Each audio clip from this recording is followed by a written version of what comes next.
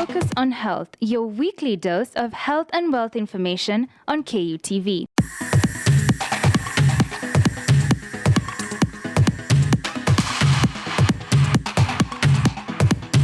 Welcome to Focus on Health and thank you for joining us. My name is Barry Michelle.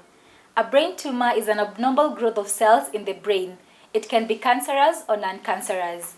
There have been advancements in technology in order to aid in the diagnosis and treatment of brain tumors. And that's going to be our topic today on Focus on Health.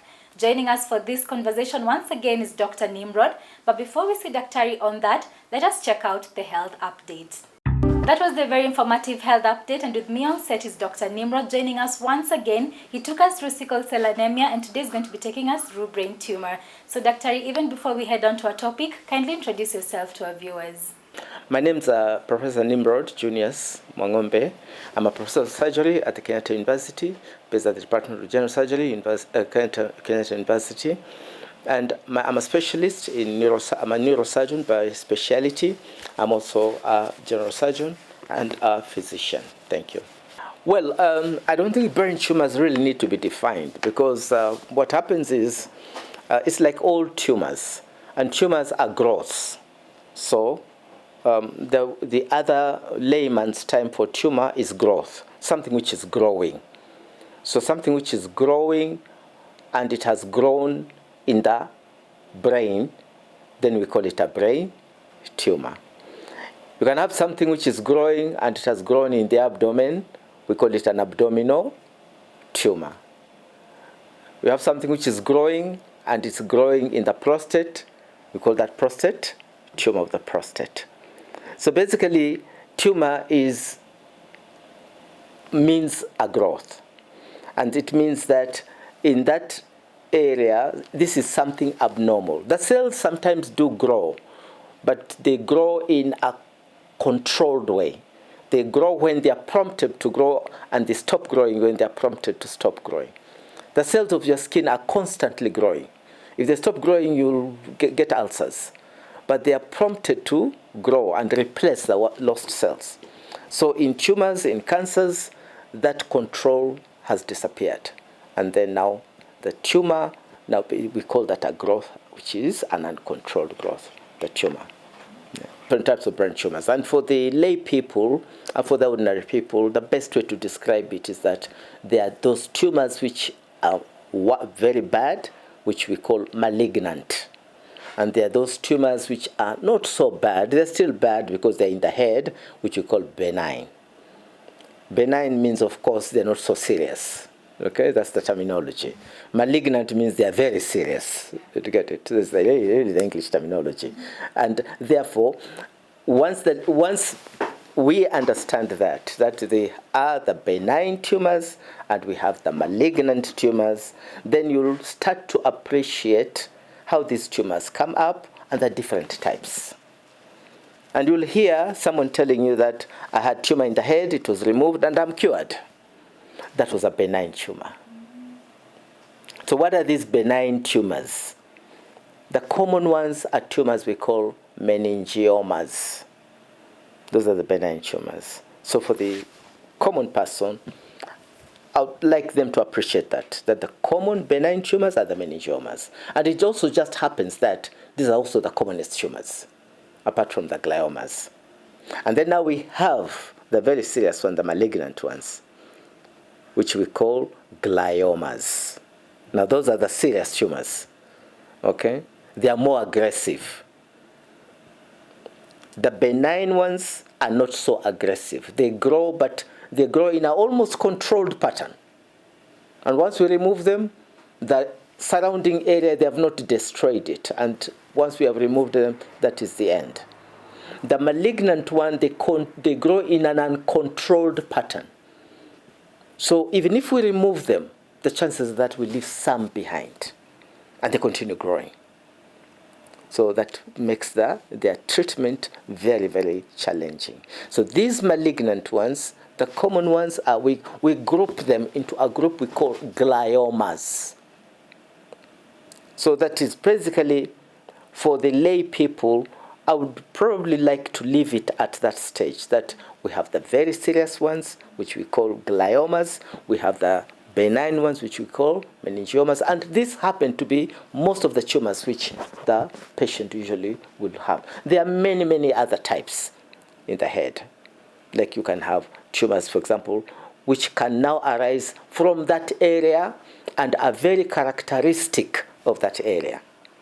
Like, for example, in the brain, we have many structures in the brain. In the brain, we have an organ called the pituitary gland. The pituitary gland can have its own tumors of different types. Some are very serious, and some are not so serious. And the pituitary gland can have tumors which we can remove.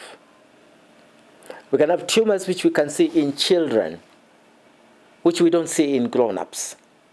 And these tumors which we see in children may be related to the development of the brain. So we can have tumors like what we call craniopharyngiomas, which you can see both in children as well as grown-ups. And these are found near the pituitary gland. So the best way is, as I've explained to you, to look at these tumors as to their seriousness.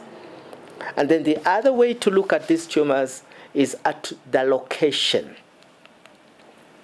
For example, the tumors may be now, as I've explained to you, the ones in the pituitary, the location depending on the organ which is involved. For example, the pituitary gland is involved.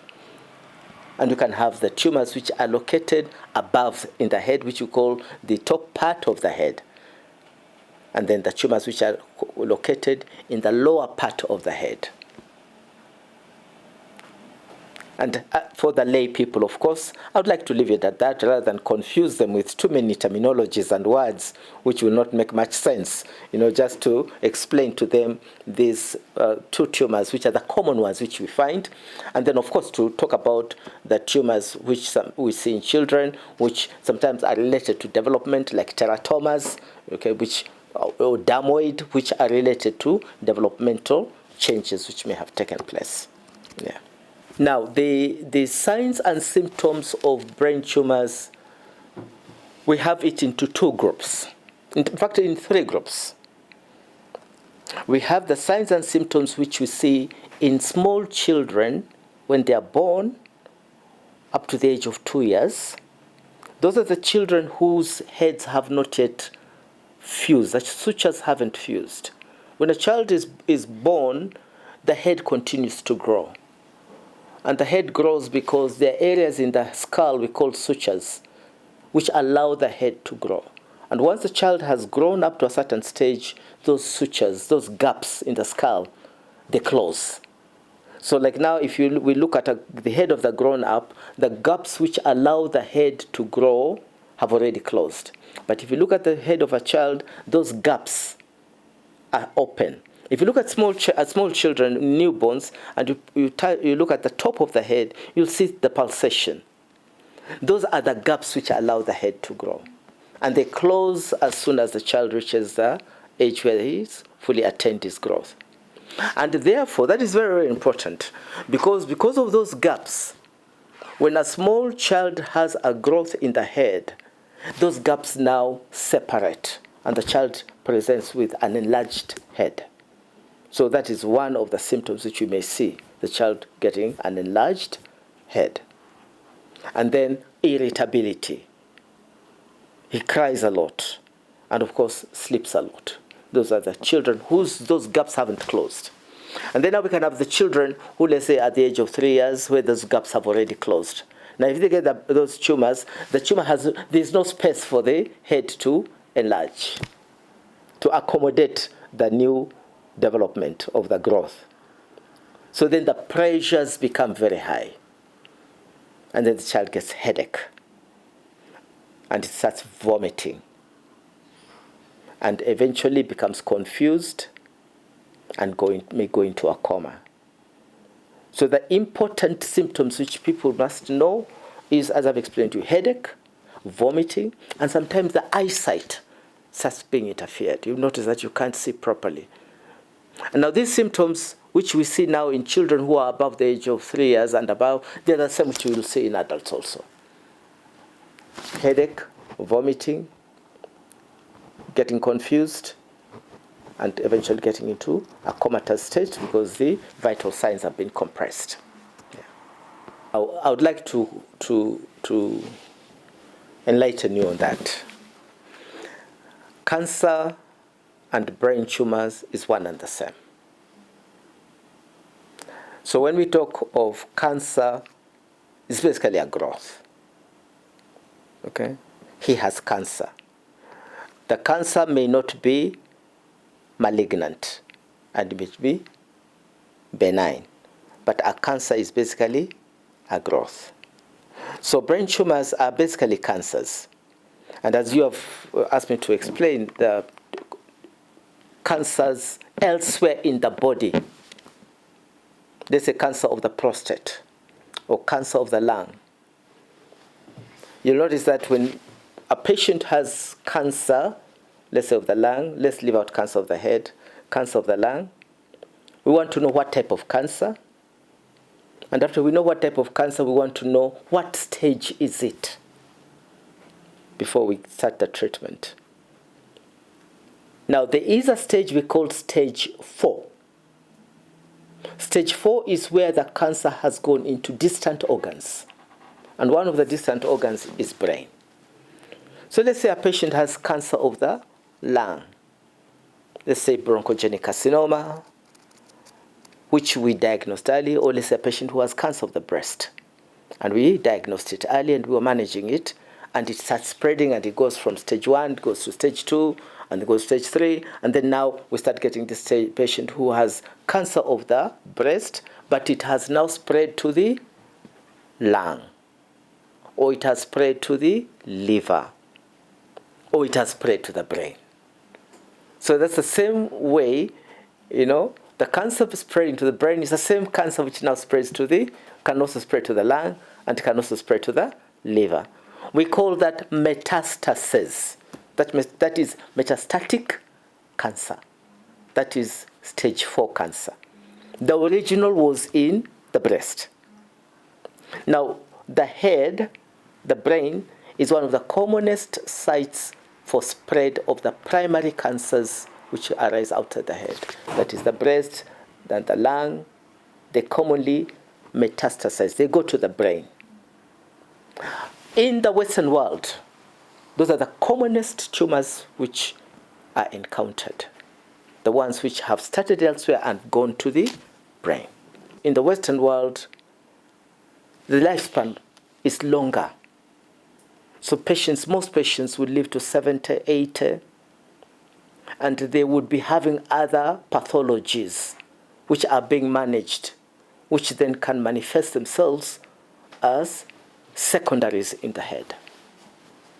In developing countries like ours, because our lifespan is a bit shorter, our patients are not living to the stage where we're seeing those brain metastases. We're still seeing them, but they're not the commonest as the way it is in the Western world. Now, when a patient has metastatic brain cancer, the management is very different from the primary brain cancer. We may remove it, and the patient may do very well. But we must make sure before we remove it that the primary site, we must make sure before we remove it that the primary site where it arose from is controlled. Because there's no point in dealing with the brain when the primary site is still having a cancer.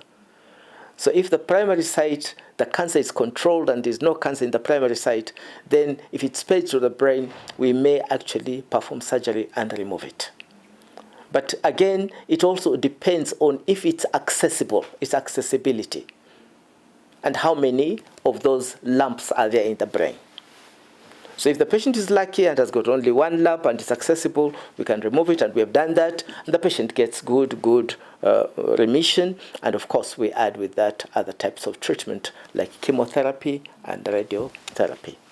We're going to take a slight commercial break, and when we come back, Dr. is going to be telling us about the complications of brain tumor. You can follow this conversation on our social media platforms at KUTV Focus on Health on Facebook and also on YouTube, and Health Focus on Instagram, and we'll definitely get back to you.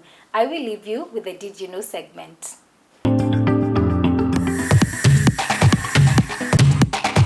Focus on Health, your weekly dose of health and wealth information on KUTV.